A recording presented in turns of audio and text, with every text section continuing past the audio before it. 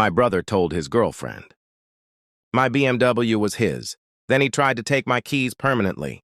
I never thought my brother would try to pull something like this, but looking back, I probably should have seen it coming.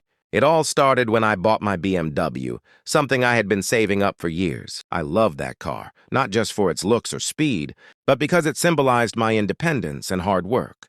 I remember the day I drove it off the lot, feeling proud, the engine purring under me, knowing every payment I had made myself. For a while, everything was fine. My brother seemed happy for me, complimenting the car, even asking me if he could take it for a spin occasionally. I thought it was harmless, a way to bond with him, never imagining the storm that was brewing beneath his polite smiles. At first, it was subtle. He started showing up at my place more often than usual, and always brought up the car. "It's so nice," he'd say, as if planting the idea in my head that maybe he deserved a taste of it. I tried to laugh it off, thinking he was joking, but deep down, I noticed a possessive tone creeping into his words. Then came the first incident. He borrowed the car for an hour and returned it with the fuel tank half empty, claiming he didn't realize. I shrugged it off, thinking it was just carelessness. But the pattern continued. And soon it wasn't just borrowing, it was expectations. Like he had a right to use my car without asking. Everything escalated one weekend when he invited his girlfriend over. I left for a few errands, and when I returned, I noticed my keys were missing from the counter. Panic rose in me immediately. My brother claimed he had them, that he needed to drive somewhere quickly. But there was a strange intensity in his eyes, a look I had never seen before. That's when I realized he wasn't asking anymore, he was taking. He wanted the car permanently, or at least he acted like he did. I felt my stomach twist, a mix of anger and disbelief. How could my own brother think he could just take what I worked so hard for? The idea of him driving it every day, acting like it was his, made my blood boil. It wasn't just about the car anymore. It was about respect, boundaries, and trust, all of which he was trampling. After that day, I knew I had to take control before this got completely out of hand. I started keeping a closer eye on the car, making sure it was always locked and parked where I could see it. I changed the key storage, and I even considered installing a tracker. But part of me hated that I had to go to such lengths with my own brother. The thought that someone I had grown up with, someone I had trusted my whole life, could betray me like this was unsettling. I began replaying all the little signs I had ignored. The way he lingered a little too long at the lot when I picked it up. The comments about how nice it would be if he had his own BMW. The constant mentions of how his life deserved something like this. It all made sense now, and it made me furious that I hadn't seen it sooner. Then came the day that pushed me over the edge. I had left my car parked outside while I ran into a store for just a few minutes. I returned to find my brother leaning against it, his girlfriend beside him, smirking. "Just checking it out," he said casually. I froze. My heart raced, my hands shaking with anger. I realized he wasn't asking anymore, he was claiming. I told him firmly to leave, that the car was mine, and he had no right to touch it. He laughed, a sharp, condescending laugh that cut deeper than I expected. His girlfriend looked uncomfortable, but she didn't stop him. That's when I made a decision. This would not escalate any further. Not into threats or violence, but I had to make it clear he could never treat my property like it was his. Over the next few days, I began documenting everything. I took pictures of the car in my driveway, kept logs of every interaction, and even talked to a friend who worked in law enforcement for advice. I didn't want it to come to legal action, but I needed to be prepared. I felt like I was walking a tightrope. Every word and every action had to be calculated. I wasn't the type to escalate conflicts unnecessarily, but this wasn't a petty sibling spat anymore. This was about my independence, my achievements, and the principle that no one, not even family, has the right to take what isn't theirs. The thought that he might continue trying, or worse, succeed in taking my car permanently, kept me awake at night. A week later, I decided it was time to confront him in a controlled way. I invited him over under the guise of bro time, planning to calmly address the situation with witnesses around if needed. I knew my temper could flare and I didn't want things to spiral. When he arrived, he immediately noticed the extra set of eyes. My friend who had come to hang out and keep things civil. His smirk faltered just slightly, but he tried to mask it. I wasted no time. I laid out everything. The lies he had told his girlfriend, The attempts to take my keys, the way he'd tried to claim the car as his own. I watched as the realization slowly dawned on him that I was serious, that this was not going to slide. I could see the shame mixed with anger in his eyes, and I kept my voice steady, firm but not aggressive. I told him he had crossed every boundary, and that there would be consequences if he tried anything like this again. I reminded him that the car wasn't just a vehicle, it was my achievement, something I had worked hard for, and he had no right to take it. I could feel the tension in the room, his girlfriend shifting uncomfortably beside him. I emphasized that trust was gone, and once that was broken, the rules had to be enforced, whether he liked it or not. By the end of the conversation, I had made it clear the car stayed with me, the keys stayed with me, and his attempts to manipulate the situation would not work. After he left, I felt a mix of relief and residual anxiety. I knew this wasn't over. He would test boundaries, push limits, and try to justify his actions. I immediately changed the locks on the car's storage, installed a more advanced alarm system, and made it clear to everyone around me that the car was off limits to anyone but me. I even took the step of registering a second set of keys with a trusted friend, just in case. The stakes had risen beyond a simple sibling disagreement. This was about respect, boundaries, and the lengths I would go to protect what was mine. The following days were tense. Every phone call, every text, every accidental encounter at family gatherings carried the weight of past actions. I noticed him trying subtle manipulations, comments meant to guilt-trip me, or sly remarks about how I should share. I kept my distance, stayed firm, and refused to engage in arguments that could compromise my position. I learned that control wasn't about anger. It was about consistency, planning, and enforcing rules without exception. It wasn't easy. Watching a family member I had once trusted act with such entitlement was painful, but I had to put my well-being and my possessions first. Over the next few weeks, I noticed subtle shifts in my brother's behavior. He became quieter, less confrontational, but there was an undercurrent of tension whenever the BMW was mentioned. He stopped bragging to his girlfriend about how he owned it, and I could see her skepticism growing. I had succeeded in reclaiming control, but I also knew this wasn't the end. People like him don't just disappear, they wait. They scheme, they look for weaknesses. I doubled down on precautions. I installed motion sensors in the garage, activated tracking features in the car, and even spoke to the insurance company to make sure the vehicle was fully protected against unauthorized use. Every step was a reminder that trust once broken had to be rebuilt with caution, or in this case, that it might never be rebuilt at all. Family gatherings became a careful exercise in navigation. I no longer took for granted that everyone was neutral. I kept conversations light, steering clear of financial topics or the car. He attempted casual jabs, remarks about fairness or sharing, but I remained calm, refusing to engage. It was exhausting emotionally, but necessary. I realized that winning the battle was only part of the struggle. The long-term game was maintaining boundaries and protecting myself from further manipulations. I had to be strategic, deliberate, and consistent. I also started documenting everything: messages, incidents, any attempts to interfere with the car or my property. It wasn't about paranoia. It was about having a record, a safeguard against future disputes. I shared some of this with my girlfriend, who had witnessed the aftermath and supported me fully. Her perspective helped me see that my reaction wasn't extreme, but measured and appropriate. She reminded me that family doesn't automatically equal trust, and that boundaries were essential, especially when dealing with someone who had shown such disregard for respect and ownership. One evening, after another tense family dinner, my brother tried a different approach. He approached me quietly, asking if we could talk man to man. I listened politely, letting him air his grievances.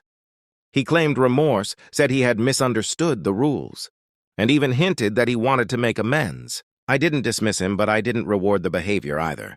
I acknowledged his words, but I made it clear that his actions had consequences. Ownership wasn't negotiable, and trust once violated could not be restored by empty apologies. It was a subtle power play, testing whether I would bend or remain firm. I didn't. After the chaos settled, I started thinking about how fragile trust can be between siblings. I remembered all the little moments growing up. The time he borrowed my bike, without asking, the time he borrowed my video games, and all the tiny betrayals that seemed insignificant at the time. They weren't significant then, but in hindsight, they were warning signs of the pattern that would lead to him trying to take my car. I realized that protecting what's mine isn't just about property. It's about boundaries, respect, and lessons that have to be learned. I decided that banning him from driving was only the beginning.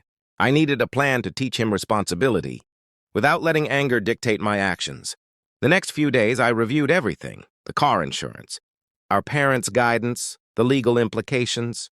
I wasn't trying to humiliate him publicly. I just wanted to make sure nothing like this could ever happen again. I called my parents, carefully explaining my decision and my reasoning. They were torn between siding with me and wanting to mediate, but ultimately they understood why I acted decisively.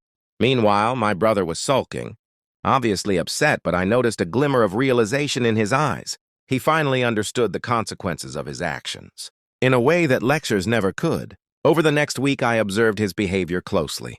He avoided touching the car, kept his distance, and even started apologizing for small things, almost timidly. It was a strange shift in our relationship. I could feel tension, but also a new sense of respect. I knew this didn't fix everything, and that our bond would take months, maybe years to repair, but at least the lesson was clear. Responsibility isn't optional, and deceit has consequences, even among family. I started reflecting on how often adults underestimate sibling rivalry and trust issues. My brother's behavior could have escalated in different circumstances, costing more than just a car. I realized it was a turning point for both of us, a moment that could define our future interactions for better or worse. I also began considering preventative measures, how to reinforce rules, boundaries, and consequences, not just for him but for life in general. It was a harsh reality, but necessary. As the days turned into weeks, I noticed subtle changes in my brother's attitude. He no longer made casual jokes about borrowing things without asking. He started being more cautious around my car, and even our parents commented on how he seemed more aware of boundaries in general. I realized that the incident with the BMW had become a turning point for him. He was beginning to understand that actions have consequences, and that trust once broken is hard to restore. I also took this time to reflect on myself. I had always assumed he would behave reasonably, but life had shown me that even family could act unpredictably when temptation or pride got in the way. I began implementing small rules for shared spaces and possessions. Keys were no longer casually handed out, and I started keeping a detailed log of who used what and when. It felt bureaucratic, almost over the top, but I knew from experience that clarity prevents conflict. During this time, I observed how other family members interacted with him as well. My parents, initially frustrated by my strict stance, eventually came around, seeing the long-term value in teaching accountability. It wasn't about punishing him forever. It was about instilling a sense of responsibility that would benefit him in adulthood. Slowly, he began to accept the new boundaries, sometimes begrudgingly, but he accepted them nonetheless. I also realized how important it was to balance firmness with empathy. While I couldn't ignore the deceit, I also didn't want this to permanently sour our relationship. We started to have neutral interactions again, sharing meals, talking about work, watching sports together, but always with a silent understanding that certain lines couldn't be crossed. I felt a strange satisfaction in seeing him learn the hard way, yet I also recognized a lingering vulnerability. Trust, once broken, doesn't fully return, and I knew that any future lapses would be met with even stricter measures. The BMW incident became a case study for me, an ongoing reminder of the complexities of family dynamics, of how love and frustration often exist side by side, and how life has a way of teaching lessons that cannot be ignored or forgotten. I began journaling about the entire experience, documenting the events, my emotions, and the strategies I used. This became not only a way to process my feelings, but also a guide for future situations. Family, I realized, could be both the greatest support and the greatest challenge in life. The incident with my brother was not just about a car. It was about boundaries, accountability, and the intricate dance of trust that governs relationships, even with those we've known all our lives. Months passed, and life slowly returned to a rhythm that felt more balanced. I noticed my brother taking steps I hadn't expected. He began repairing some of the trust he had broken. Small gestures at first. He asked before borrowing things, He returned items promptly, and he even offered to help with household errands without being asked. I could see a shift in his demeanor, a quiet acknowledgement that the previous behavior had consequences. It wasn't perfection. There were still moments of carelessness, but the change was consistent enough to notice. I reflected on how incidents like this reveal character over time. A single mistake, even one as dramatic as trying to take my car permanently, doesn't necessarily define a person, but the way someone responds afterward can. In observing him, I realized he was learning accountability the hard way, and that sometimes boundaries had to be enforced firmly before lessons would stick. I also found myself adjusting emotionally. The fear and anger that had gripped me immediately after discovering his intentions slowly transformed into a cautious optimism. I began to allow him small privileges again, like using my tools or borrowing my laptop with explicit permission, watching carefully to ensure agreements were respected. I documented these instances in my journal, noting what worked, what didn't, and how his behavior evolved. It became clear that while trust is fragile, it can be rebuilt incrementally through consistent action and clear communication. Family interactions became more nuanced as well. My parents expressed relief, but also curiosity. Would he truly change, or was this a temporary phase? I saw that he was conscious of their observations, and sometimes his efforts seemed motivated by their expectations, rather than an internal shift. That was fine. Growth often starts externally before it becomes internalized. Social gatherings with extended family tested the new boundaries too. I observed him around cousins and friends, noting when he displayed responsible behavior versus when old habits tried to resurface. Each successful instance of self-restraint felt like a victory, both for him and for me, reaffirming that my strict stance had been necessary. It was a slow process, a delicate balance of oversight, guidance, and patience. I reminded myself that while he was my brother, he was also an individual learning from his own mistakes. Watching him navigate this period of accountability gave me insight into human nature, family dynamics, and the ways in which trust, once broken, can be cautiously restored through deliberate effort. By the time the 9th month rolled around since the BMW incident, the atmosphere at home had changed noticeably. My brother no longer made careless comments about taking my possessions or making impulsive decisions regarding my things. He even began volunteering to help with tasks that once would have been off-limits, like moving furniture or handling deliveries. These actions were small, but they carried weight. I realized that his understanding of responsibility had grown, shaped by the boundaries I had firmly enforced. I also noticed an unexpected shift in my perspective. The anger that had consumed me initially was no longer dominant. Instead, it was replaced by a tempered sense of control and clarity. I had learned that enforcing rules consistently does not make you harsh. It can be the only way to safeguard what matters and ensure lessons are learned. Family interactions became smoother. Parents remarked on the change. Friends noticed the improved harmony when we met, and even casual neighbors could sense a new order in our household. The BMW itself became a symbol of the boundaries we had drawn. Every time he respected those lines, it reminded me that accountability was being internalized. I also observed him managing situations independently, thinking through actions before proceeding, and pausing to consider consequences. I started giving him minor responsibilities related to my car, like helping clean or organizing, tools allowing him to demonstrate trustworthiness. Each successful attempt built a subtle but undeniable bridge back to mutual respect. Reflecting on the journey, I understood the complexity of familial relationships. Love alone does not automatically prevent conflicts, nor does it guarantee responsibility. It requires clear communication, boundaries, and the willingness to face uncomfortable truths. By the end of the month, my brother had transformed into a far more considerate and conscientious person than he had been before. The BMW remained mine, untouched, and the key incidents that once caused so much frustration had become lessons in patience, accountability, and growth.